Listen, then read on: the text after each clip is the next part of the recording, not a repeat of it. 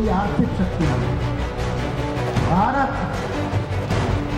कोई मिलिट्री शक्ति नहीं, पर सबसे बड़ी शक्ति भारत की आध्यात्मिक शक्ति है। चुनाव आता है तो कथा कराने में सब लोग लग जाते हैं। संतों का सम्मान करते हैं हृदय से, श्रद्धा के कारण, लेकिन वो आज ये देख के कि वोटों का योग है, कुछ कर लो। साधु जी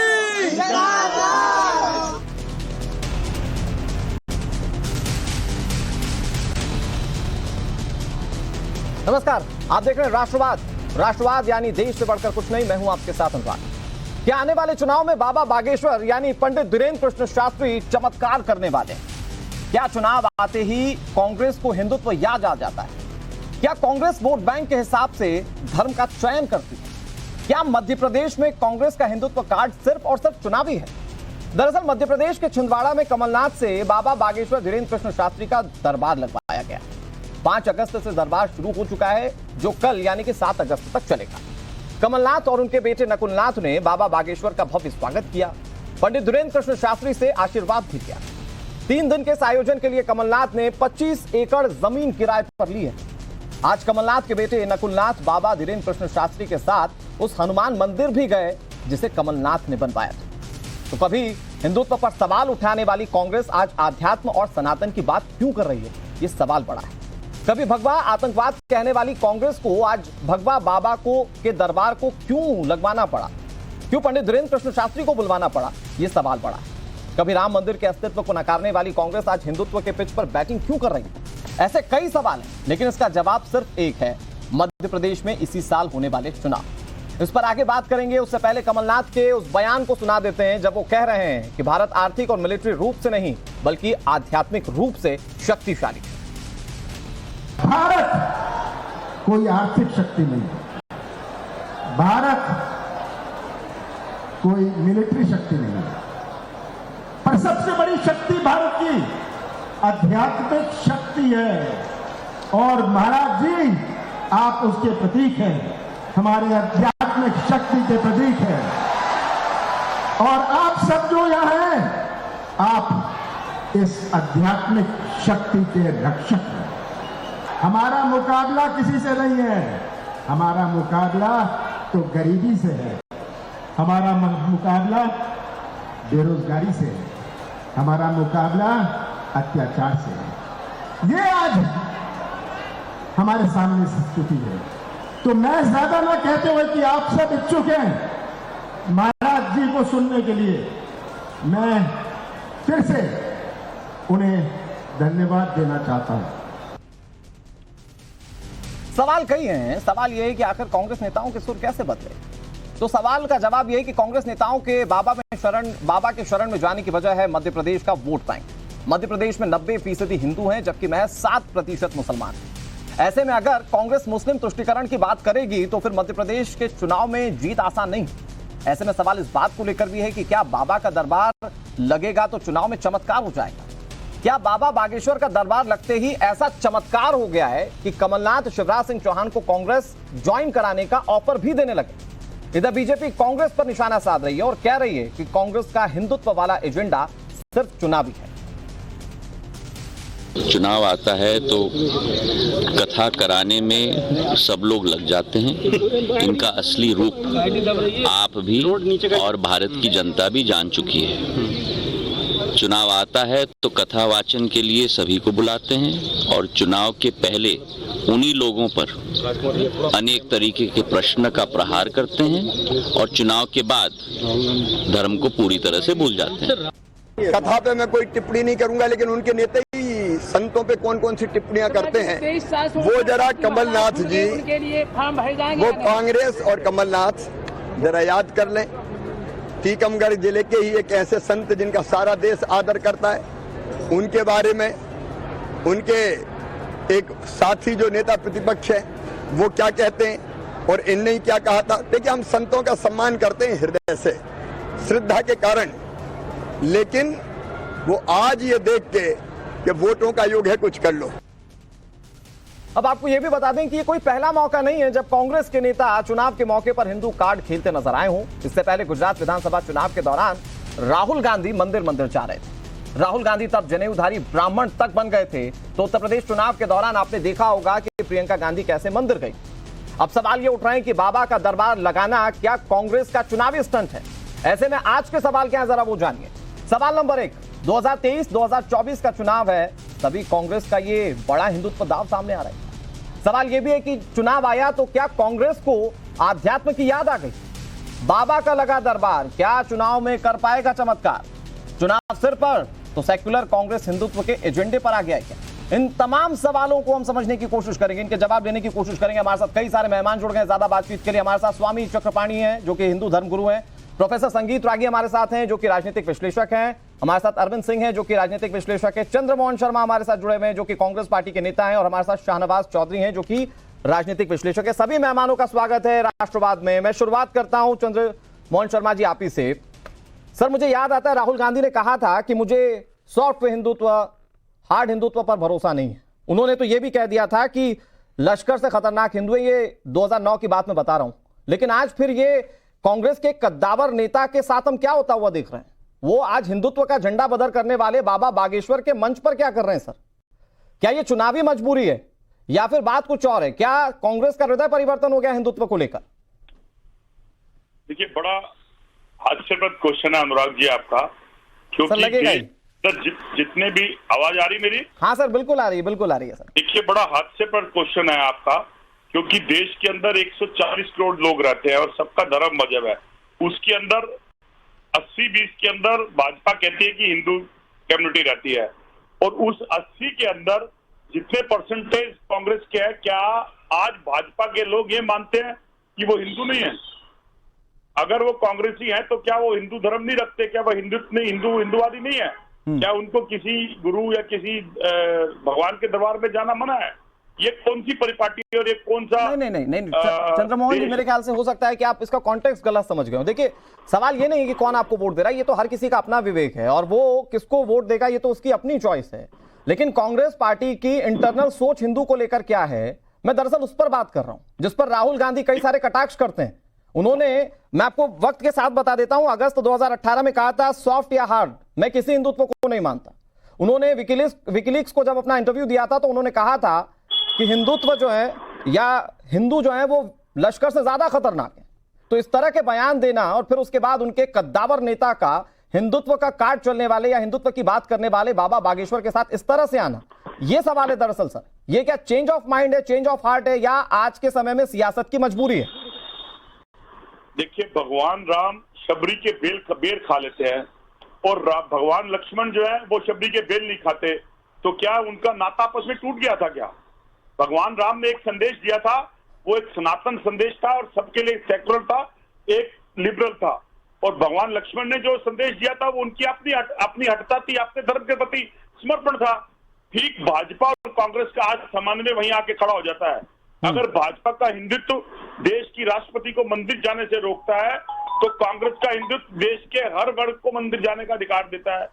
भाजपा का हिंदुत्व अगर देश के वाल्मीकि को घोड़े पे चढ़ने का मतलब आप ये कहना चाह रहे हैं चंद्रमोहन जी, अगर मैं इसका लबोलवाब निकालूं तो आप बस इतना कहना चाह रहे हैं कि राहुल गांधी की सोच अलग हो सकती है, कमलनाथ की सोच अलग हो सकती है, वो किसी भी भगवान को मान सकते हैं, राहुल गांधी हो सकता है अलग सोच रखें, ये आप कहना चाह रहे हैं? सोच का तो अनुराग जी, सोच का तो प्रश्न ही नहीं है। हाँ, ये प्रश्न तो मानने का है और भावना का है। हाँ। और भगवान राम के प्रति और हिंदुत्व के प्रति और नहीं, मतलब कुल मिलाकर संगीत रागी की बात इतनी है कोई विरोधाभासी कि कमलनाथ भरोसा कर सकते हैं, अपने राजनीतिक एजेंडे में हिंदुत्व को शामिल कर सकते हैं, लेकिन यही सवाल जब राहुल गांधी से होगा तो वो कहेंगे कि मेरा हिंदू अलग है, मैं हिंदुत्व को नहीं मानता, मैं हिंदू हूं। सर, देखिए, चंद्रमोहन शर्मा हूं तो क्या मैं बजरंगबली को नहीं मानता? ठीक है, अब संगीत रागी जी को बोलने दीजिए। सर जी, संगीत जी।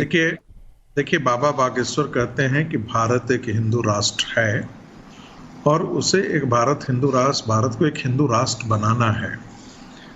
अब जब वो बिहार में जाते हैं तो कांग्रेस पार्टी उनका विरोध करती है। कांग्रेस के जो साथी हैं आरजेडी कहते हैं ऐसे बाबाओं की जरूरत नहीं है। कोई कहता है कि ऐसा बाबा बड़ा बेवकूफ है, दकियानूस है। एक उनके सहयोगी उत्तर प्रदेश में कहते हैं कि ये बाबा पाखंडी है। लेकिन वही कांग्रेस पार्टी जो है आज मध्य प्रदेश में जो कांग्रेस के सबसे बड़े नेता हैं आज के दिन में, दिग्विजय सिंह से भी बड़े नेता कमलनाथ और उनके बेटे उनकी आरती उतारते हैं। जिस कथा के लिए 25 एकड़ जमीन ली गई है उसकी व्यवस्था जो है वो कमलनाथ जी ने कराई है। आपने बहुत पहले, आज से 5-6 महीने पहले, जब बाबा बागेश्वर नाथ जो है वो विवादों में आए थे, उस समय भी एक फोटो जारी हुआ था और आपने देखा था कि कमलनाथ जो है बाबा के दरबार में नीचे जमीन पर बैठे हुए हैं।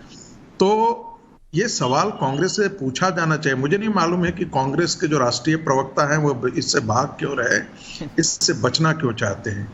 क्या ये कारण है कि चूंकि मध्य प्रदेश के अंदर चुनाव है और वहाँ 90% से ज्यादा हिंदू मतदाता है, तो उनको लगता है कि वहाँ हिंदुत्व का कार्ड हम खेल लें, वो हमारे लिए काम करेगा। यही बात क्या वो राजस्थान में दोहराएंगे? कर्नाटक के चुनाव में जिस हनुमान मंदिर के खिलाफ वो खड़े थे, जिस हिंदुत्व के खिलाफ खड़े थे, आज क्या कारण है कि वही कांग्रेस पार्टी जो है आज मध्य प्रदेश के चुनाव के पहले तो बाबा बागेश्वर नाथ के दरबार में खड़ी है। तो कांग्रेस को इसका जवाब जरूर देना चाहिए। देश की जनता ये मानती है। आपने जो सवाल पूछे वो बहुत पॉइंटेड थे, हो सकता है मेरे सवालों से थोड़ा सा इधर उधर चंद्रमोहन जी भटकना चाह रहे हो। 20 सेकंड है चंद्रमोहन जी। संगीत रागी जी जो सवाल उठा रहे उसका क्या जवाब देंगे? मैं आ रहा हूं अरविंद जी इसके बाद। आप देखिए, पहले तो संगीत रागी जी गलत बोल रहे हैं कि कर्नाटक के अंदर हम हनुमान जी के मंदिर के खिलाफ थे। कर्नाटक के अंदर हमने हनुमान मंदिर बनवाने की बात भी करी है हमारे प्रदेश अध्यक्ष ने, और उसके ऊपर कार्य प्रणाली के ऊपर कार्य भी सुचारू रूप से चल रहा है। और देश के अंदर भगवान सबके है, वो किसी एक पार्टी के नहीं है। नहीं सर, वो तो सबके हैं, लेकिन राम मंदिर पर जब जिक्र होता है तो आप तो अस्तित्व पर भी सवाल उठा देते हैं। समझ नहीं पाते। काशी विश्वनाथ के विश्वेश्वर मंदिर के पक्ष में कांग्रेस पार्टी है या नहीं है? काशी विश्वनाथ के अंदर कितने मंदिर तोड़े गए, तोड़े गए, उसके पक्ष में आप हैं कि नहीं? मंदिर के पक्ष में तोड़े गए जो धराशायी कर दिए पुराने मंदिर, जिनको बेवजह तोड़ दिया गया सिर्फ एक कॉरिडोर बनाने के लिए। क्या आप उसमें पक्ष में? लेकिन संगीत जी आज चंद्रमोहन जी को मानना पड़ेगा, वो डिफरेंशिएट कर रहे हैं। वो कह रहे हैं कि ये अलग हो सकता है, वो अलग हो सकता है, मतलब यहाँ आस्था अलग हो सकती है और राजनीति में, सियासत में आस्था के अलग पहलू हो सकते हैं। अरविंद सर, आप कुछ कहना चाह रहे थे, आप क्या कहेंगे सर? ये अचानक हृदय परिवर्तन, इसके पीछे की वजह क्या देखते हैं आप? क्योंकि एक ऐसा धर्मगुरु जो लगातार हिंदुत्व की बात करता है, हिंदू राष्ट्र की बात करता है, लेकिन कांग्रेस के नेता उसी मंच पर नजर आते हैं और इसी हिंदुत्व के खिलाफ राहुल गांधी बोलते हैं। देखिए, अभी थोड़ी देर पहले जो कांग्रेस के प्रतिनिधि है 2 शब्दों का प्रयोग कर रहे हैं, एक हिंदुत्व की और दूसरा भगवान श्री राम का नाम ले रहे हैं। मैं इनसे पूछना चाहता हूं, हिंदुत्व को तो राहुल गांधी खारिज कर चुके हैं अपने इंटरव्यू में और मीडिया के सामने। वो तो न सॉफ्ट हिंदुत्व को मानते हैं, न हार्ड हिंदुत्व को मानते हैं। तो ये किस हिंदुत्व की बात कर रहे हैं? और रह गई भगवान राम की बात, जिसके नीतियों की बात कर रहे थे, तो राम के अस्तित्व को ही एफिडेविट देके कांग्रेस सरकार ने खारिज किया कि राम नाम का कोई चरित्र ही नहीं हुआ है, काल्पनिक चरित्र है। तो मुझे नहीं लगता है हिंदुत्व पे बोलने का और राम के बारे में कुछ प्रवचन देने का कांग्रेस के पास कहां से नैतिक अधिकार आता है। अनुराग जी, मैं एक बात बताना चाहूंगा, कांग्रेस का जो इतिहास है मुस्लिम तुष्टीकरण का इतिहास है, और पंडित नेहरू से लेके और राहुल गांधी तक कांग्रेस का नेतृत्व मुस्लिम तुष्टीकरण के लिए समर्पित रहा है और इनका व्यवहार हिंदू विरोधी रहा है। लेकिन हाँ, बीच बीच में हिंदू राग ये अलापते हैं, लेकिन कब अलापते हैं? जब चुनाव पास में होते हैं। उदाहरण के लिए गुजरात चुनाव के पहले कोर्ट के ऊपर जनेऊ पहनते हैं राहुल गांधी जी, और चुनाव जब बीत जाता है तो जनेऊ कहीं दिखाई नहीं देता है। दूसरा, 89 में राजीव गांधी जी रथ अपनी अयोध्या से लेकर चलते हैं जब लोकसभा का चुनाव होता है तो, और जब चुनाव समाप्त हो जाता है तो बाद में वही कांग्रेस राम भक्तों पर गोली चलाने वाली मुलायम सिंह सरकार को बार बार निरंतर समर्थन देती है।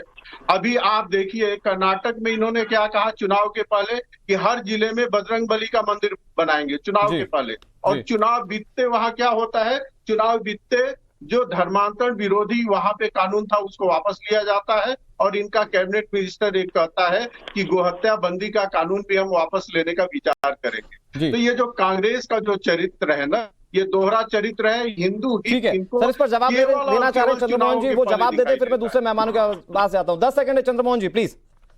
देखिए, जब देश के कार्य की बात करी जाए तो भाजपा नेताओं के पास कुछ नहीं होता, वो धर्म पे चले जाते हैं। आज देश के ऊपर जिस सर धर्म के पास तो आप गए ना, ये पूरी चर्चा तो तब हो रही है जब आप धर्म के पास गए। वो बीजेपी का तो एजेंडा क्लियर है हिंदुत्व वाला। मैं दे रहा हूँ। हाँ। देखिए, देश के अंदर हिंदुत्व भी है और देश के अंदर हिंदुस्तानी भी है और नहीं तो राहुल गांधी कौन से हिंदुत्व को नकारते हैं सर? फिर अगर आप कांग्रेस के नेता होकर हिंदुत्व का साथ दे रहे हैं, अगर आप बाबा बागेश्वर के हिंदू राष्ट्र के बयान देने के बाद उनके साथ खड़े, तो फिर कौन से हिंदुत्व को कांग्रेस नकारती है? अब मेरे को पूरा आपके वक्तव्य का जवाब देने दीजिए। देखिए, हिंदू राष्ट्र हिंदुस्तान अपने आप में है, उसको किसी हिंदू राष्ट्र के बनाने की जरूरत नहीं है। जो लोग हिंदू राष्ट्र को कहते हैं उनको हिंदुस्तान की परिभाषा नहीं पता, पहली बात। वो परिभाषा जानने के लिए खंगोले इतिहास को, तो हिंदू राष्ट्र क्या है पता चल जाएगा। क्योंकि देश के अंदर 140 करोड़ जनमानस के अंदर विभिन्न धर्म, विभिन्न जातियां, विभिन्न वर्ण रहते हैं, उनको साथ लेके जाना है। तो उसके लिए आपको हिंदू राष्ट्र का निर्माण ऑलरेडी था, तभी देश यहाँ तक आया। ठीक है स्वामी चक्रपाणी जी, ये कांग्रेस की लाइन में आप दिल से परिवर्तन देख रहे हैं या ये सिर्फ चुनावी परिवर्तन देख रहे हैं? क्योंकि यहाँ तो चंद्रमोहन शर्मा जी खुद मान रहे हैं कि भारत हिंदू राष्ट्र है, भले उसके लिए उनके पीछे एक अलग तथ्य जरूर वो सामने रख दें, लेकिन कम से कम कुछ ही जुबान में, कुछ ही शब्दों में वो मान जरूर है कि भारत एक हिंदू राष्ट्र है, जिसकी मुखालफत कांग्रेस पार्टी शुरू से करती आ रही है। स्वामी चक्रपाणी जी देखिए अनुराग जी, सवाल इस बात का नहीं है, निश्चित रूप से संतों के पास जो नेता जाना चाहे उसका निजी व्यक्तिगत विचार है, जाना चाहिए। लेकिन जो कांग्रेस पार्टी के नेता राहुल गांधी जी ये बोलते हैं कि देश पुजारियों का नहीं है और ये हिंदुत्ववादियों से स्पष्ट रूप से घोषणा करते कि हिंदुत्ववादी, हम हिंदू हैं, हिंदुत्ववादी नहीं है। यानी आप वैसे हिंदुत्ववादी या वैसे पुजारी, अब आचार्य धीरेन्द्र शास्त्री जी तो खुद हनुमान जी के भक्त हैं, पुजारी हैं, वहां पे जा रहे हैं, तो इनके कथनी करनी में हमें लगता है कि बहुत अंतर है। और अवसरवादिता के रूप में ये इसको देखिए, क्योंकि जैसे ही अब चुनाव आ गया तो दौड़ने लगेंगे सभी संतों के पास, जैसे ही चुनाव, जनेऊ भी पहनने लगेंगे कोर्ट के ऊपर, लेकिन जैसे ही चुनाव बीता है तो फिर बोलेंगे कि ये संतों का देश नहीं है, ये पुजारियों का देश नहीं है, ये तो इनका देश नहीं है, और जाके ऐसे क्रिश्चियनों से, पादरियों से मिलते हैं जो हिंदुओं के खिलाफ बोलता है, जो हमारे सनातन के खिलाफ बोलता है। तो ये कहीं ना कहीं छद्म जो रूप है ये नहीं होना चाहिए। हम चाहते हैं अगर आप हिंदुत्व से, सनातन से, संतों से अगर प्रेम है तो आपको मनसावाचक करना तीनों से तटस्थ क्या है। बात सिर्फ मौके की है, दस्तूर की, और आज का मौका ये है, अरविंद माफ कीजिएगा शाहनवाज सर, आज का मौका ये है कि मध्य प्रदेश में अगर चुनाव जीतना है तो 90% को साथ में लेना होगा। अगर 2024 में चुनाव लड़ना है तो 20-80 में 80 की तरफ आपको थोड़ा सा रुझान दिखाना होगा, और शायद यही वजह है कि आज हिंदुत्ववादी मंच पर भी कांग्रेस के नेता नजर आते हैं। बिल्कुल अनुराग जी, जैसा स्वामी जी ने कहा मैं बिल्कुल सहमत हूं। चुनाव के समय पर ही ये लोग आते हैं और चुनाव के बाद इन्हें जो कहा गया है और जो करना है या कथनी और करनी का अंतर है वो नजर आ जाता है। बीइंग ए पॉलिटिकल ट्रेनर मैं ये जानता हूं, और कोई भी पार्टी, यहाँ भारतीय जनता पार्टी के तो कोई प्रवक्ता नहीं है, लेकिन वो भी होते तो इस बात को स्वीकार करेंगे। चुनाव के समय में वोट चाहिए तो सब जगह जाएंगे, जाना ही चाहिए, क्योंकि ध्रुवीकरण करना है, अपनी फेवर में करना है या तुष्टीकरण करना है, किसी भी तरह से हमारे वोट कंसोलिडेट हो जाए और सामने वाले के वोट टूट जाए। राजनेताओं का ये उद्देश्य होता है, और इसीलिए मुझे लग रहा है कि जैसा स्वामी जी ने कहा, बिल्कुल सही कहा कि चुनावी है, चुनाव के समय पर जा रहे हैं। ये जो छद्म हिंदुत्व की तरफ मुड़ जाता है कोई भी राजनीतिक दल, इसका क्या फायदा होता है? कि एक छोटा सा एग्जांपल मैं देता हूं, गुजरात इलेक्शन में भी यही जनेऊ दिखाकर हिंदुत्ववादी राजनीति करने की कोशिश की गई, लेकिन जनता ने नकार दिया। नहीं, देखिए बिल्कुल फायदा होता है। अगर फायदा ना होता ये राजनेता हमसे आपसे बहुत ज्यादा इंटेलिजेंट होते हैं। अगर उन्हें जरा सा भी लाभ नहीं मिलेगा तो वो 1 रुपए भी खर्च नहीं करेंगे। ये जो जमीन ली गई है उसमें लाखों करोड़ रुपए खर्च कर दिए गए होंगे, वो बिना फायदे के नहीं किए गए। और गुजरात में कांग्रेस को लाभ नहीं होना था, क्योंकि हम सब जानते हैं आम आदमी पार्टी का अगर हम परफॉर्मेंस देखेंगे तो उन्होंने ज्यादा नुकसान किया, और भारतीय जनता पार्टी का गढ़ रहा है गुजरात। नहीं सर, मैं 2018 की बात कर रहा था। राहुल गांधी मंदिर भी गए थे, हालांकि किसी मंदिर में जाकर उन्होंने अपने नाम के आगे एम जरूर लगा दिया था, मुझे जहां तक याद है। लेकिन ये भी घटनाएं हुई। संगीत रागी सर, क्या ये 2024 और 2023 के लिहाज से बहुत बड़ा दाव हो सकता है क्या कांग्रेस पार्टी के लिए?